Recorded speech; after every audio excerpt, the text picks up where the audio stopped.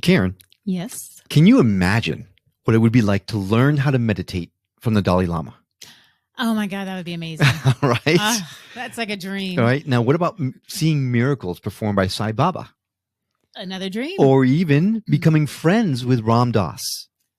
Wow. Well, it just so happens that our next guest did just that. All of that. And lots more.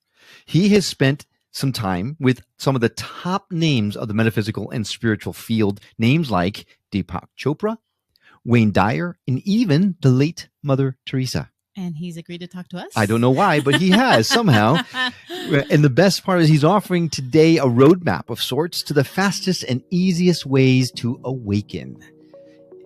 If you've been looking for knowledge, then you have come to the right place, because this show is about to drop some serious wisdom on you. Welcome to the Skeptic Metaphysicians.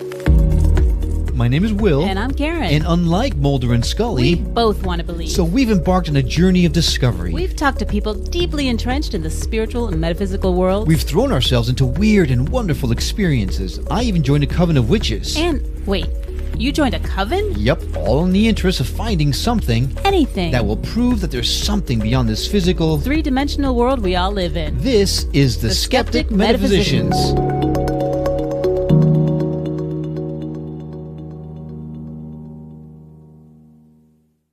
To being here. Today's special guest is so many credits to his name. Karen, I'm kind of super intimidated right now. Yeah, I can't even talk. Apparently, I'm not the only one. Well, his name is Jonathan Robinson. He's a psychotherapist. He's a best-selling author of 14 books and a professional speaker. He's reached over 200 million people around the world, and he's been translated into 47 languages. And that is just scratching the surface. Oh, wait, you're sure we're not being pranked? This isn't just some dude pretending to be him? Oh, no. He has made numerous appearances on The Oprah Show. Oh, my God, you're killing me. And on CNN and lots of other national TV talk shows. His most recent book is called The Enlightenment Project, How I Went from Depressed to Blessed, and You Can Too. And he shares the best methods, stories, and ideas he's learned from interviewing 100 of the very top spiritual teachers, like I just mentioned. Can we just start talking to him? Nope. Because one more thing I got to say, he's also the co-host of the smash hit podcast Awareness Explorers, a show that I personally have been listening to for quite a while. So I could not be more thrilled to welcome this amazing guest of the show. Jonathan, we have no words. Thank you for coming on. Well, thank you, Will and Karen, for that fun introduction. How do you hold yourself so humbly when you've done so many amazing things and experiences? I would lose my mind. Well, luckily I'm very aware of all my faults, which helps, but hanging out with people who are more spiritual than you or have more bliss and love is very humbling as well. Oh, no doubt. No doubt. I'm sure it must kind of come off, like rub off on you though a little bit, right? You've been surrounded by some of the best, most incredibly awakened, enlightened masters. I mean, the Dalai Lama, that's like a dream. Oh my God. I can't even imagine what that would be like. What was that like? Well, he is very much like a 5-year-old kid. He's very playful, has a great sense of humor, and then he has all the wisdom of the Dalai Lama. So that was a little bit intimidating, but ends up his sense of humor is so good that we just laughed a lot. Oh God, I've heard that. He was very generous with his time with me and answered a lot of questions. And it was interesting because he also was very interested in any negative feedback I could give him. And I've noticed that about real, sincere spiritual seekers and leaders, that they want to know the truth. They don't want, people bowing down to them. That doesn't do them any good. They want to know what they could work on to be a better human being. And that's one of the reasons why I like to hang out with these people, is that some of it did rub off and I did learn some stuff about myself. I mean, you just say that like anybody could hang out with them. I just like hanging out with these people. Man, I like hanging out with these people too. I would love to hang out with them. Well, a quick story, Ram Dass, I wanted to interview him for a book back in the 90s. And I kept pursuing him, writing letters, phone calls, everything. Finally, after like a year of this, he calls me up and says, I'm Ram Dass, and I know you've been pursuing me for an interview for a long time. And I just want to know if you're on a mission from God or a complete lunatic. And that sounds exactly like Ram Dass. Exactly. So I convinced him I was on a mission from God. So he did the interview. Oh, that's fantastic. So, okay, what you're saying is a trick to getting high valued guests on this show is to stalk them. Exactly. I can do that. Or I can be do on that. a mission from God, one or the other. Oh, right. I mean, I think they kind of go hand in hand sometimes. It depends on the stalking. I had a stalker once. No mission from God. Yeah, that would be the lunatic type of stalking. We're talking mission from God, Blues Brothers types of stalking, right? Exactly. Well, you've had such opportunities that the normal human on this planet doesn't usually get. And you have graciously written them down in a book that people can have access to it right now. Mm-hmm. We're going to talk a lot about that, but let's fast forward all the way to the end really fast. We'll come back again, but the fast forward all the way to the end.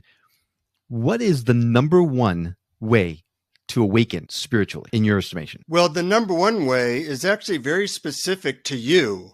So probably everybody listening to your show has found some time in their life where they felt very awake or a lot of love or peace or bliss. Maybe they were watching a sunset. Maybe they were petting their dog. Maybe they were meditating. And when you have that experience, I would suggest trying to figure out every detail you can about it. What does it feel like in my body? Where do I feel it? What's helping my mind to slow down? A lot of the people that I interviewed didn't use the normal spiritual methods. They used methods that they had created that helped to open their heart and quiet their mind. So the best method is the one that works for you and has led in the past to you being open-hearted, loving, and peaceful. Mm. So is this something that you have to actively work towards? So you're talking about methods and what method works best for you, or can it just happen to people? It does occasionally happen to people, just like occasionally people win the lottery. But most people who earn a lot of money actually go to a job every day. And I do have my 5 favorite methods for awakening in under 2 minutes of effort on my website, theenlightenmentproject.net.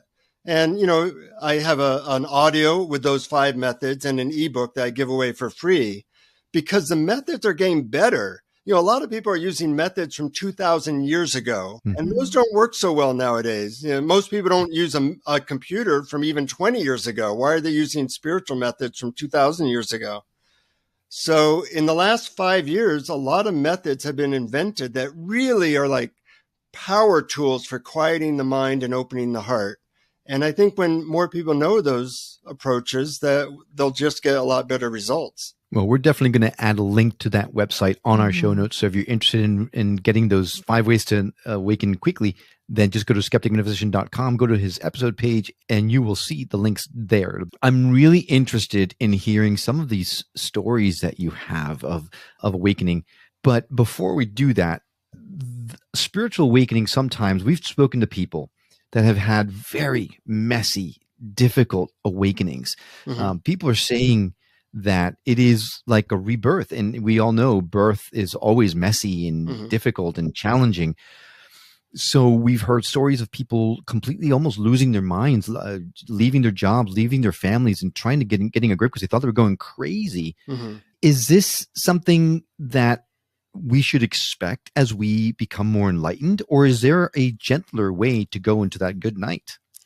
Well, the media likes the dramatic stories like Eckhart Tolle or Byron Katie, who both awakened very suddenly. But 99.8% of people awaken very slowly, like you and I.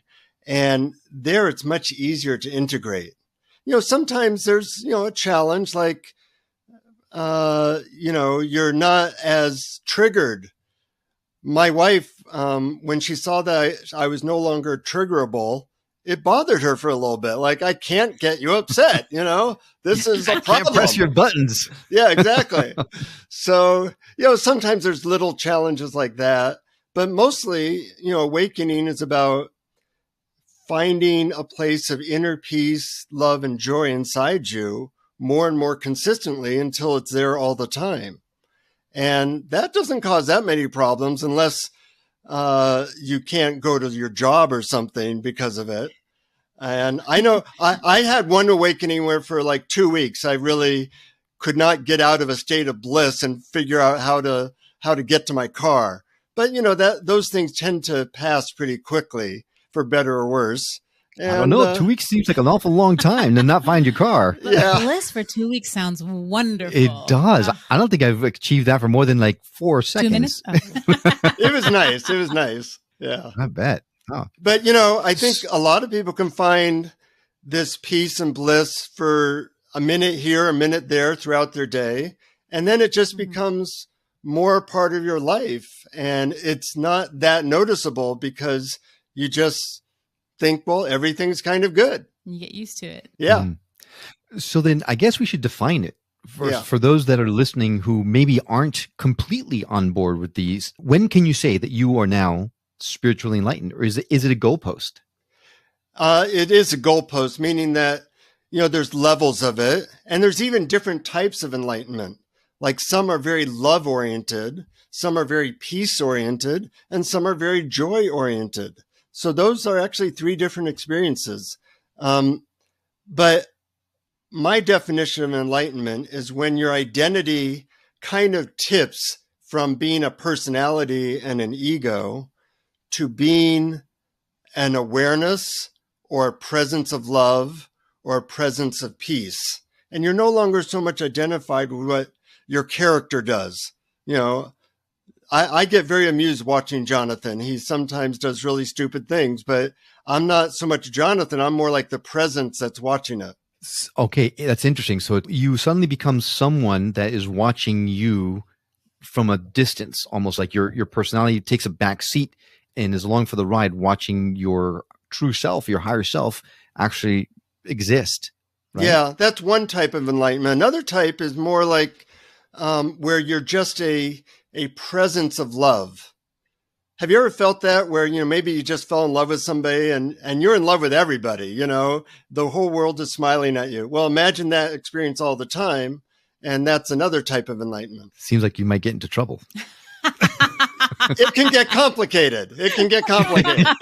You have to, you have to make sure you don't take your old model of having sex with the people you love, because that would involve every way. That's a whole different type of enlightenment. Exactly. Yeah, that would be Skeptic Metaphysicians After Dark.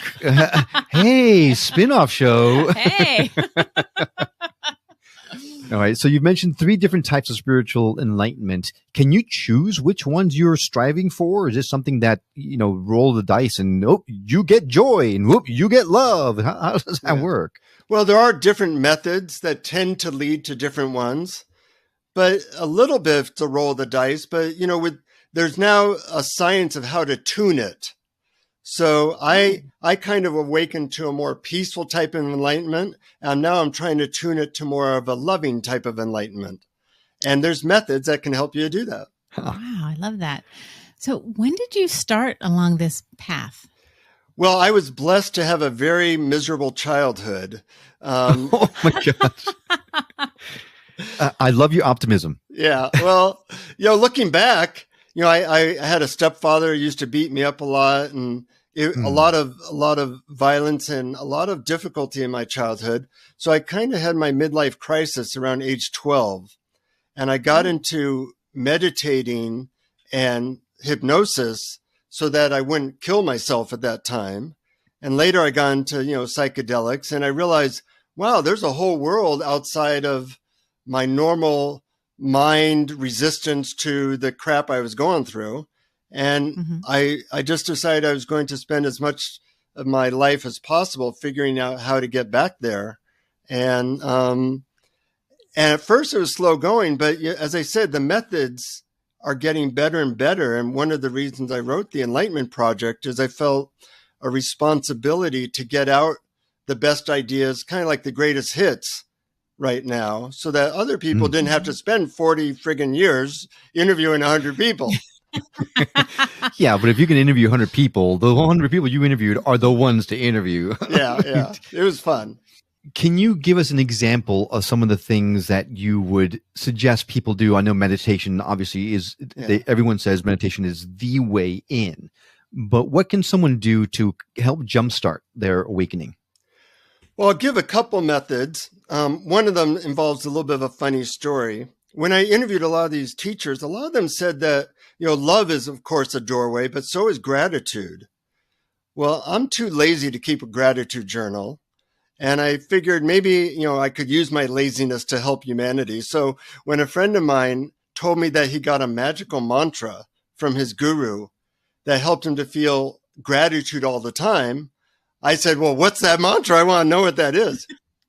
So he told me that I had to go to India to get it directly from the guru. So I reluctantly booked a flight to India. Have you, either of you been to India? Not yet. Karen's been dying to go to India for a long time. Well, it's a long way away. And once you get there, it's there's a lot of pollution, a lot of difficulty. Yeah. So I take a rickshaw through polluted streets for 3 hours. And then I get to the guru and I have to wait 4 hours to talk to him. Finally get a chance to talk to this guy. And he says, I ask him for the gratitude mantra. And he says, yes, in his Indian accent, my mantra is the most powerful mantra on earth. And he leans in to whisper in my ears. I'm not even breathing because I want to get every syllable just right, And he says, whenever possible, repeat these words. The mantra I give you are the words, thank you. I look at him like, you got to be kidding me.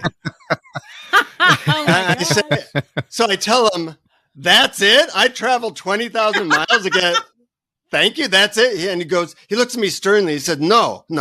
That's it is the mantra you have been using. That makes you feel like you never have enough. My mantra is thank you, not that's it. That's it will take you nowhere. I love that.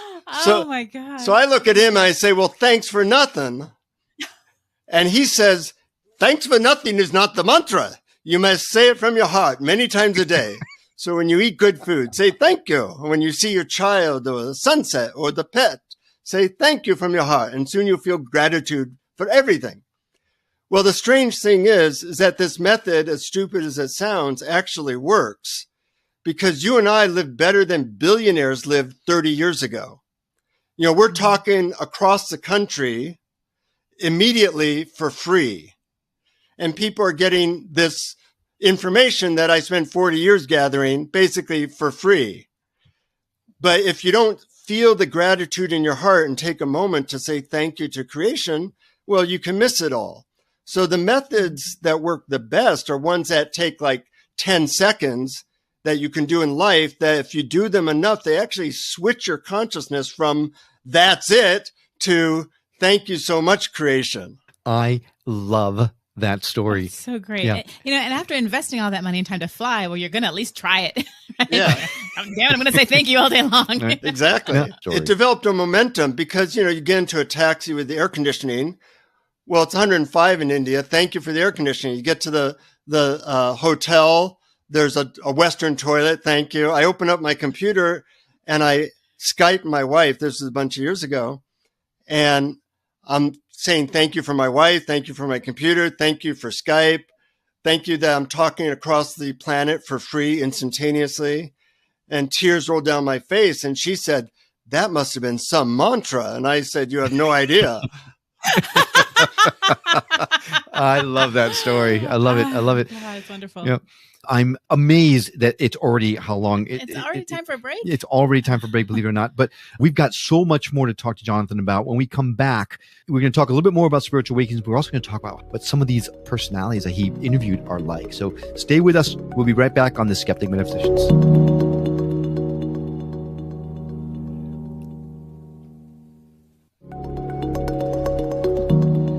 Welcome back to the Skeptic Metaphysicians. We are talking to Jonathan Robinson. He has interviewed the top of gurus in the metaphysical and spiritual space. He knows all there is to know about spiritual awakenings and enlightenment. We have been talking to him now for enough time to know that we got a lot to learn. Jonathan, before the break, you told us this wonderful story about the thank you mantra that's going to become now my new one. So thank you for that. Sure. And that's a great way to pursue a spiritual awakening is by using that mantra. And sure enough, when you live in gratitude, it's been proven that your vibrational levels tend to raise tremendously when you are living in gratitude. And that's really what we're trying to do when we're trying to awaken, right? Is we want to raise our vibrations to the point where eventually we get to the point where we ascend, whatever that means, right? Mm-hmm. Yeah. And gratitude is one way. Another method that I like is called the Lester Love method. And you make a list of everybody you've ever loved, even if it was like a fourth grade teacher that you really appreciate or loved. Mhm. And, when I made that list, it was like 50 people. And then you spend a minute thinking about each person or animal that you've loved and what you loved about them. Well, you do this 50 times, you're spending like an hour bathing yourself in love, in that vibration. And it becomes just part of your day that you're bathed in love. And that actually can help you to stay in love. And if you stay in love long enough, well, you're pretty enlightened. Yeah. Gosh, that makes so much sense because everybody knows those people that are, whether it's a friend or relative that's always just kind of negative and everything they talk about is negative and they just become this negative person. Yeah. So yeah, I guess, it's one of those things you don't think about. Well, let me just think about love. I never would have thought about that, but that's the perfect solution. So that's why I put a lot of these newer techniques that have really just been invented in the last 20 years into the book. And your mission, should you decide to accept it, is to find the method that works the best for you. And it really echoes the mission of our show, Karen, that we explore all these different paths, specifically because everyone has a very individual path. And the explorations that we're doing is giving our audience a way to explore all of them without leaving the comfort of their homes and seeing what resonates to them, with the hopes of you cobbling your own path forward and being okay knowing that your path is not the same path as everybody else. Mm-hmm. That's the biggest takeaway for the past 2 years we've been doing the show for me. Now, let's get personal for a second. Yeah. When I meditate sometimes, I do a lot of guided meditations. I know on your show, Awareness Explorers, you do meditation at the end of the show sometimes too, and it's some great meditations. I meditate every day, and every day is a different meditation because I am a Gemini, and I can't stay stuck in the same kind of meditation, right? So I like trying a lot of different ones. Sometimes I'll hit on one that talks about breathing through your heart. And the act of breathing through my heart sometimes opens it up so wide that feeling of love that you're talking about completely overwhelms me for an extended period of time, which is incredible. But sometimes it gets a little hard to handle, right? And then all of a sudden you got the crash of you're back home on Earth, and suddenly the dog is barking, the kid is crying, the horns are blowing outside, sirens are going. How do you maintain these feelings? Well, if you think of a human hand, it's very useful because of two things. You can close the hand and you can open it, and you can do both in a second. Well, opening your hand is like opening your heart. It's great. It's very useful. Closing your hand is like closing your heart. Well, a hand that's just closed is a club. It's not very useful. But the fact that you can open and close it at will is very useful. So I work with people. I'm a psychotherapist, and both in my practice and with myself, getting better at opening my heart in under 5 seconds and getting better at closing my heart in under 5 seconds. Because if you don't know how to sometimes close your heart, you can get overwhelmed with people's suffering. And therefore, you want to get good at both of them and learn the precise things that you're already doing, whether it be on drugs or in meditation or whatever, that allow you to do both of those activities. Karen can really use that tip. How to close the heart. I get overwhelmed. Yeah. Oh my gosh. Yeah. It's tough sometimes. You just feel it. You feel everyone's feelings, and it's so hard. And it's a nice ability to have, not that you would use it that much, but in order to handle the amount of stimulation, the average person now gets exposed to like 2,000 advertisements a day. Well, 100 years ago, that was 2 advertisements a day. That's a lot for the human energy field to handle. And you have to learn how to protect yourself as well as how to open to love. And if they don't go together, it's like one wing of a plane being strong and the other one being weak. Well, that plane's going to go around circles and might crash. Spiraling down. Absolutely. So then how does someone go about closing themselves off without the fear of closing themselves off for good? Well, how confident are you at tying your shoes? Pretty good. I bet you're pretty confident. He can macrame those babies. Yeah. When your shoe's untied, you don't worry, am I ever going to be able to tie my shoes again? Because you've done it a bunch, you're pretty good at. So if you're in a situation where you have to kind of close down a little bit, I know a lot of different specific ways to open up in 10 seconds or less. So I know that I don't have to worry about it. Fair point.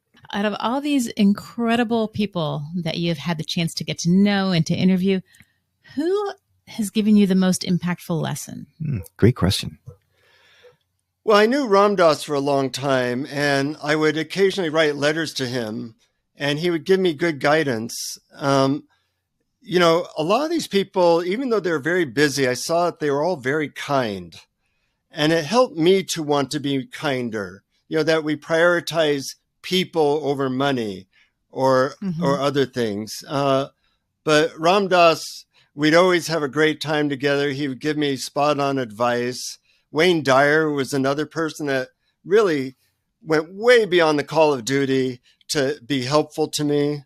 And I could say many others too, but those are two that really surprised me. And Oprah as well. I got on her show a bunch, and I was just awed by her level of kindness towards me.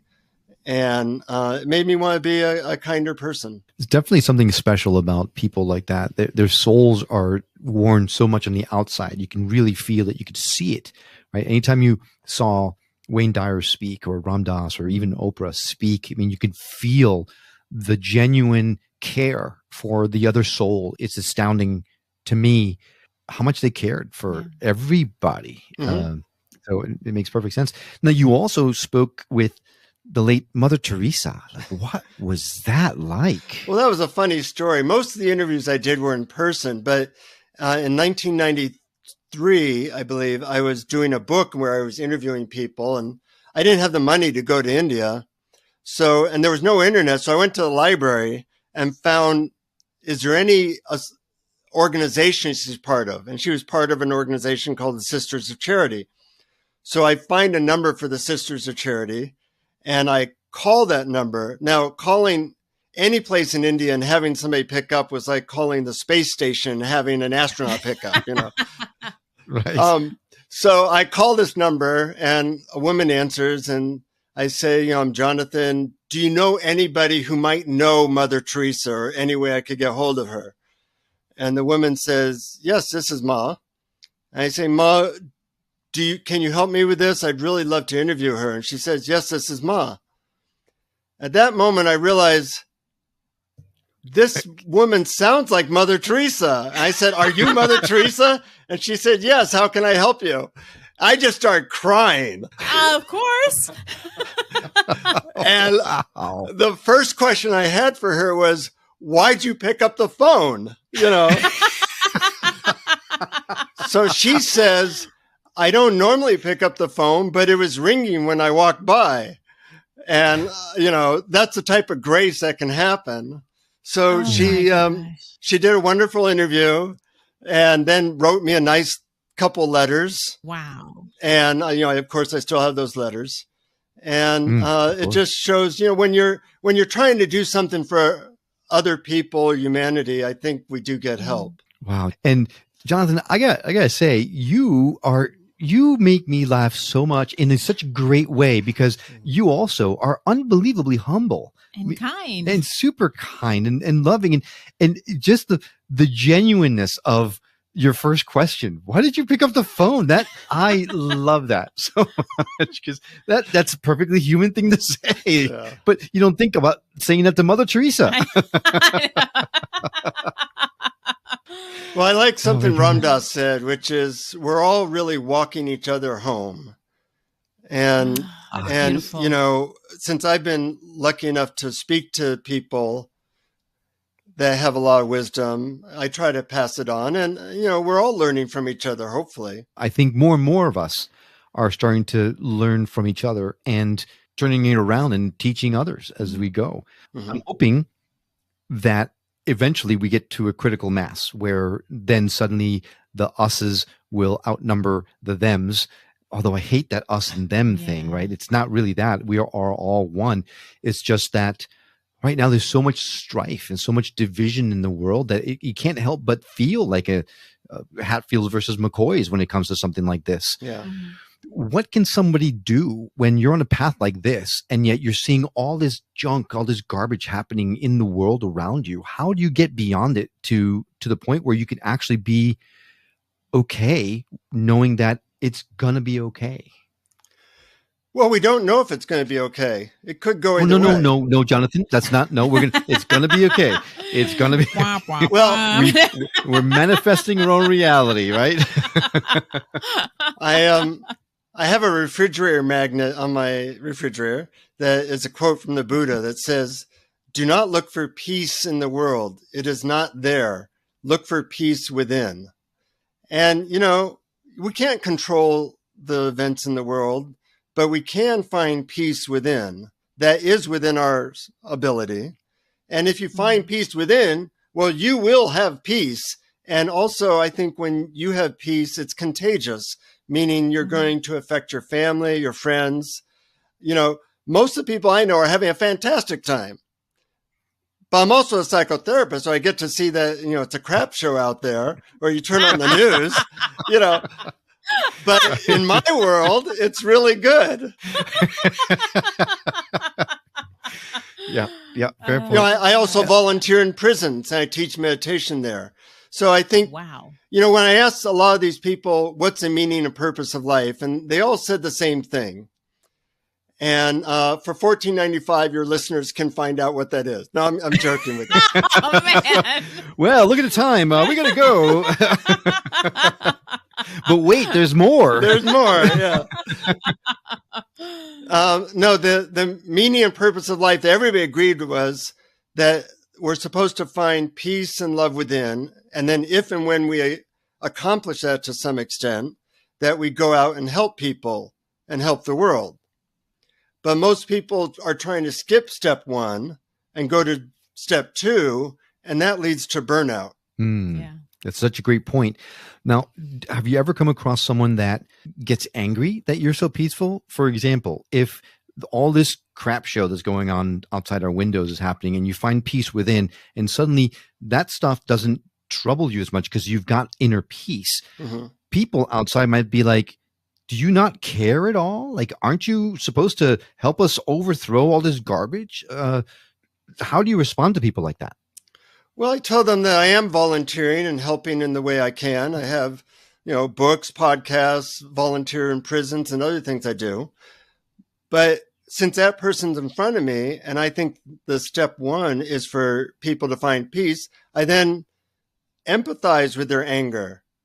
There's a bumper sticker. If you're not outraged, you're not paying attention. But take that outrage and turn it into something useful. And being angry does not help the world. Being peaceful and loving helps the world. So I might try to help that person in that moment feel like, yes, it is hard out there. And if you could put more energy in investing in your own peace and love, then not only would you have more peace, but you might be able to help the world as well. That's a good point. Yeah. In fact, the anger is part of the problem. The reason why the crap show's out there is because so many people are angry. Yeah. Instead of looking inside and finding that inner peace. I think it's a great answer. Yeah, emotions are so contagious. It reminds me of that video we were just watching, Will, with the guy at the bus stop who just starts laughing. Yes. And little by little, there's like 20 people at the bus stop and he just laughing to himself. And within 2 minutes, everybody at the bus stop is laughing. And there's no reason why. They're just laughing. I love that video so much. Yeah. Yeah, it's very contagious. And I think anger is the same way. You're just angry and bitter. And next thing you know, that guy's, pissing you off and you're mad at them and they're mad at the next guy. And it's, So just really kind of trying to rein that in or control which emotion that you focus on or emit is part of the key. We're all transmitters in some way. Mm-hmm. Yeah, transmitters and receivers at the same time. Some of us more than others, I guess, receivers. Now, speaking of incredible gurus, what miracles did you see Sai Baba perform? I'm unbelievably curious. Well, I'm an amateur magician, so I know how magicians can do stuff. So I was curious as to whether he could really manifest like things out of thin air. So the first day I'm at his ashram, he stops in front of me. There's like 30,000 people there, but he stops in front of me. he puts his hand 6 inches from my face and starts manifesting all this ash. Well, being I'm a magician, I know how magicians could do that. So I'm looking for like a false thumb or false fingers or other tricks, and I can't see anything. Well, Sai Baba didn't really know much English, but he manifests like 2 cupfuls of ash. I'm being inundated. And then he looks at me and he says, "Satisfied, magic man?" That's Said, awesome. "Yeah, that was pretty good. That wasn't bad." Wow. That is awesome. Oh my gosh. Wow. I could talk to you, Jonathan. Literally, I could talk to you all night long. I think this is my favorite. Well, I have an appointment in 7 hours, so we'll have to limit it to 9:45 here. Right. Oh my gosh. The people that you work with must just love you. I mean, I'm entertaining. I do get a lot of people who, one of the reasons I write books is I say, well, read the book, you'll hear more stories. And, Right. but, I just feel so blessed. And I think the thing that really helped me the most was a willingness to get help from people who knew more than me. Mm-hmm. And I'm still doing that, and everybody knows more than you in some area. So that gives a lot of room for us to learn from each other. Adyashanti, when I asked him what spirituality was to him, he said it's constant learning and constant discovery. Mm-hmm. I think that's a good definition. Absolutely. If you didn't live in California, didn't live in Virginia, I would ask you if you're accepting new patients, because I can only imagine what a great therapist you must be. Yeah. In fact, I very, very, very firmly believe in therapy. And I was lucky enough to have a therapist that was in the same space. She started me meditating. Mm-hmm. So your patients are unbelievably lucky to have you. So well, thank you. Thank you for your service. Yeah. Thank you. And, there's a lot of good new tools for people to awaken to love. There's, my master's thesis was on the therapeutic effects of MDMA, better known as ecstasy, on PTSD. So, and then 2 weeks later, they made it illegal. Wah, wah. Yeah, right. But, that's going to be legal this year. It's going through 3rd stage FDA trials. There's more interest in psychedelics. Hopefully people use such things responsibly. There's psychotherapy. There's all these new spiritual methods. So I think if somebody's really interested in finding more peace and love within, that it's easier than ever. And you don't have to spend 10 years in a monastery. You can read a book, watch a YouTube clip, listen to your podcasts, and it's now possible. I think that's great because we need it more than ever. Absolutely. And with a lot of the people that we've interviewed, kind of one of the themes is, meditation is key. It's kind of the gateway. And you have studied with the masters. I mean, there are so many people that can't meditate or struggle to really be able to clear their minds and get to that space. Is there any little tip you could give someone that's struggling with that to kind of help them? Absolutely. Analogy I use is that personally, I don't like broccoli, but I love potato chips. Well, they're both food, but if you only had broccoli, you'd say, I hate food. Well, it's the same thing with meditation, that there's literally on my website, awarenessexplorers.com, in the navigation bar, I have meditations. There's 100 free guided meditations from most of the spiritual leaders of the world. And people can try those out. Some of them are going to be like broccoli, and some of them are going to be like Haagen-Dazs ice cream. Like, wow, this is amazing. And it's free. Right. So I would say try different types of meditation until you find one that you actually really enjoy. I think I might have found my new favorite website, Karen.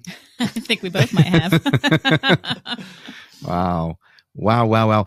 Jonathan, this has been unbelievable. And I know we say that a lot. We've been unbelievably lucky to get the chance to talk to so many amazing people. You are right up there at the top. This has been such a wonderful conversation in so many different ways. I would love to be your friend, right?